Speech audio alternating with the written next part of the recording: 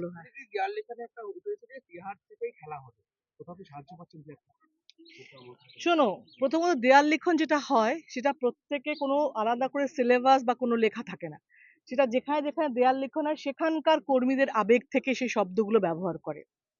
প্রথমত বীরভূমে বহু নেতা হয়েছে অনুব্রত মণ্ডলের জন্যে। সুতরাং তারা যদি সেই নেতার কাছে কৃতজ্ঞ থাকে, সেই কৃতজ্ঞতা বোধ থেকে যদি ওরা দেওয়াল লিখন লেখে, এর মধ্যে কোনো অপরাধ নেই। দ্বিতীয়ত, সারা ভারতবর্ষে বিজেপি যদি ইডি সিবিআই কে দিয়ে ভোট করাতে, ভয় দেখিয়ে ভোট করাতে পারে, যদি আমাদের কর্মীরা কেউ লেখে খেলা হবে, তার মধ্যে কোনো অন্যায় নেই, সেটা ঠিকই আছে। এই নির্বাচনে খেলা হবে? খেলা তো হবে সবসময়, আমাদের স্লোগান এটা খেলা হবে তো না। খেলা হবে শব্দ, যদি ক্ষয়ের শব্দ কি, আর শব্দ কি, এর শব্দ, এটা যদি বিশ্লেষণ করে অন্য, কিন্তু খেলা হবে তো আমাদের স্লোগান। গতবার, তার আগের বার, প্রত্যেকবার তো এই শব্দটা আমরা ইউজ করেছি। কোর কমিটির মাথা হচ্ছে চন্দনা সিনহা, এবার ভোট প্রায় চন্দনা